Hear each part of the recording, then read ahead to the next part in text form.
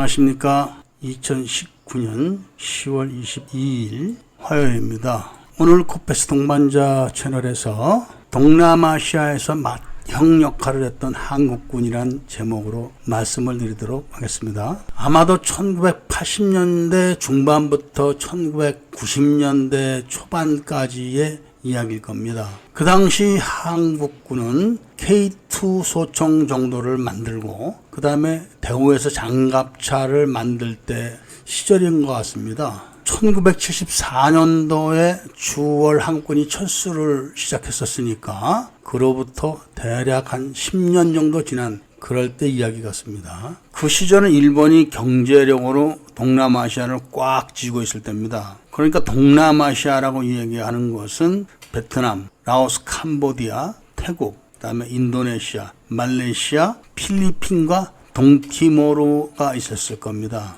그런데 이런 나라들도 1970년대까지는 한국을 만만하게 봤습니다. 특히 태국은 한국 알기를 우습게 알았죠. 왜냐하면 태국은 6.25 참전국이었습니다. 그리고 식민지를 살지 않은 유일한 나라이기 때문에 국제 경기를 하러 태국 갔다가 매 맞고 오고 그런 사례도 있었습니다. 그리고 말레이시아도 한국을 만만하게 봤었죠.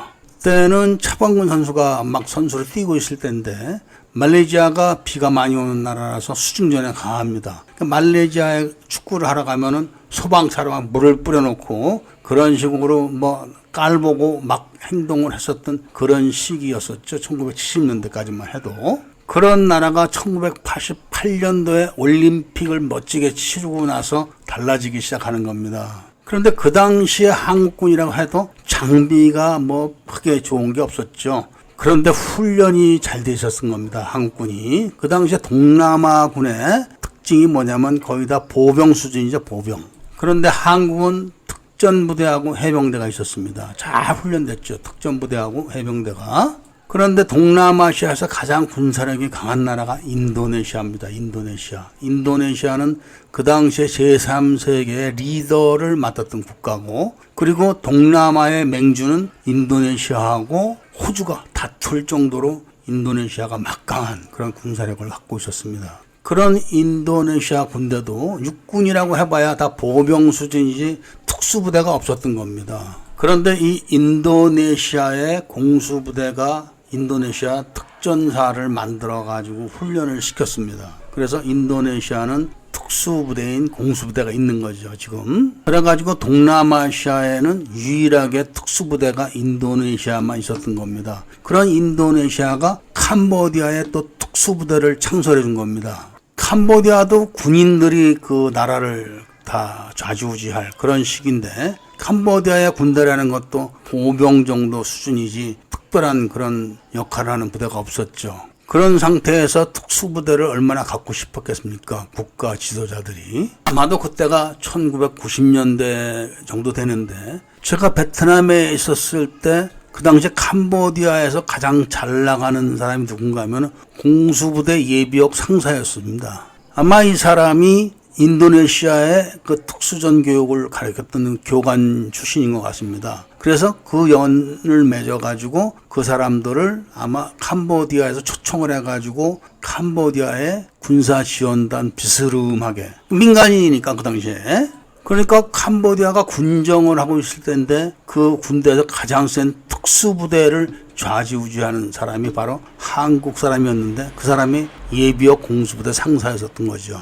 그리고 그때부터 인도네시아는 군사 강국을 꿈꾸고 있었기 때문에 인도네시아에 있는 해병대도 한국에 와서 훈련을 받고 그랬던 걸로 얘기를 들었습니다. 아마 좀 된 이야기인데 현빈이라는 그 영화배우가 해병대에 입대를 해가지고 무슨 일인가 아마 인도네시아 해병대에서 초청을 해가지고 군복을 입은 병사 신분에 사병 신분인데 그 인도네시아에 가서 열렬한 환영을 받았다고 합니다. 그리고 인도네시아는 한국군 장비를 아주 많이 사용을 합니다. 잠수함부터 비행기 이런 특수한 장비까지도 한국산을 많이 사용하는 그런 나라 중에 하나죠. 인도네시아가 지금. 그럼 그 당시에 베트남은 어땠는가? 베트남도 한국에 크게 의존을 했었습니다. 베트남이 한국에 크게 의존한 거는 알려지지 않은 사실인데 그 이유가 참 재밌습니다. 왜냐하면은 베트남이 자유월남을 공격을 해서 통일을 시켰죠. 통일을 시켜갔을 때 자유월남에는 미군이 막강한 지원을 해줬기 때문에 세계 4위의 군사력을 갖고 있었던 나라입니다. 그러니까 공군 팬텀기부터 해가지고 뭐 육군 탱크, 해군 장비 이런 것들이 아주 많았는데, 제가 얼마 전에 올렸던 영상 가운데 가난한 필리핀 해병대가 나라를 지키는 방법, 그때 폐상륙함이 그 당시 베트남에 있었던 상륙함인데 적화되고 나서 그것이 이제 탈출을 해가지고 필리핀군으로 넘어오게 된 겁니다. 그만큼 베트남은 막강한 미국 장비들을 갖고 있었습니다.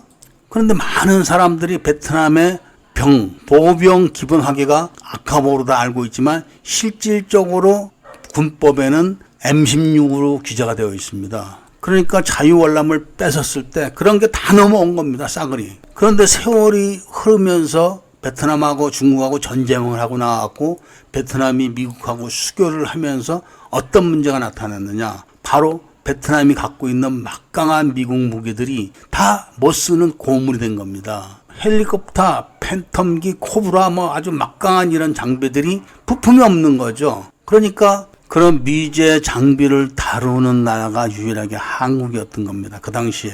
물론 미국하고 수교를 했다고 하지만 미국은 그것이 자기네 나라에서 원조를 해줬다가 뺏긴 물자기 때문에 지원을 해줄 수가 없다고 합니다. 미국 법에 의해서. 그리고 중국을 견제를 해야 되고 하는 그런 입장에 놓여 있었기 때문에 한국을 통해서 아마 은연중에 지원을 해줘가지고 그런 베트남의 미제 장비들이 다 한국군에 의해서 이렇게 손을 봐줬다는 그런 이야기가 베트남에 쫙 돌고 있었죠. 그 당시에.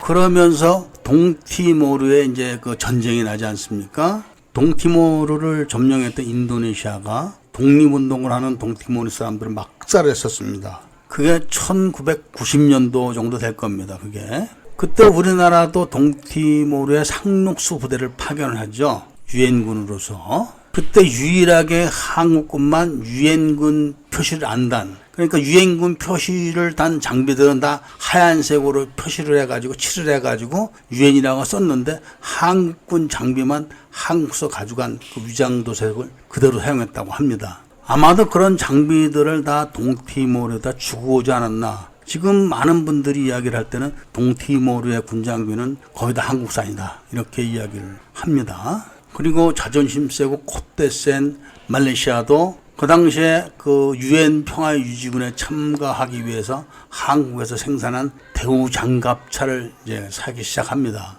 그리고 지금도 이제 FA-50을 산이 많이 다른 해군 군함도 산이 많이 이런 이야기가 나오고 있고, 더 콧대가 높았던 태국은 아예 이제 한국산 그런 장비를 많이 사용하고 비행기도 사갔죠.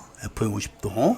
이렇게 1980년대 후반부터 1990년대까지 한국 군대가 동남아시아에서 알게 모르게 많은 활동을 했었습니다. 이렇게 한국 군대가 동남아시아에서는 많이 알려져 있고, 지금이야 한국은 잠수함도 생산하고 해군 구축함 이지스함도 생산하고 그 다음에 전투기도 생산하고 지금 또 보다 큰 KF-X라는 그 전투기도 나올 것이고, 그 다음에 이 개인화기 총기로 포, 미사일 등등 이제는 동남아시아 뿐이 아니라 아시아에서는 중국과 버금갈 정도로 한국의 군사력이 막강해졌죠. 앞으로도 국군을 잘 살려서 국민들이 잘 합심을 해가지고 국제사회에서 제대로 된 역할을 하면서 많은 나라의 그런 존경을 받는 나라가 되었으면 하는 생각을 해봅니다. 마지막으로 필리핀 군대가 한국을 지원했던 6.25 참전국 지휘에 있었기 때문에 수명이 다해서 재정비한 이런 무기들을 필리핀군에 우선적으로 공급을 했었습니다. FOA 1개 대대, 헬리콥터 수십 대, 그 다음에 참수리정 이런 거를 다 공급을 했었기 때문에 지금 필리핀 군대가 돈을 주고 구입을 하는 무기는 한국군에게 하는 게 많습니다. 이 정도로 동남아시아에서는 한국 군대가 위상이 높은 편이죠. 그리고 필리핀에도 과거에 따클로반 태풍이 몰아왔을 때 그때 군을 보내서 1년 동안 도와줬던 그런 경험도 있습니다. 잘 아는 필리핀 해군 장교들 이야기를 들어보면은 이 말라카 해역까지 한국 해군의 잠수함들이 왔다 가고 뭐 그렇게 한다고 합니다. 그랬던 한국군인데 최근에 필리핀 군대가 연합훈련을 하는데 일본 자위대하고 한국군하고는 훈련을 안 하고 있습니다. 이런 한국군의 위상에 대해서 일본도 가만히 있질 않고 중국도 가만히 있질 않고 북한도 가만히 있질 않는 겁니다. 아무쪼록 군 원로들이나 다음 정권에서 한국 군대가 동남아의 모든 나라들과 좋은 관계를 갖고 우위적 위치에서 리더 역할을 했으면 하는 바람을 전하면서 오늘 이야기를 줄이고자 합니다. 구독과 좋아요, 추천을 부탁드리면서 이야기를 들어주셔서 감사드립니다.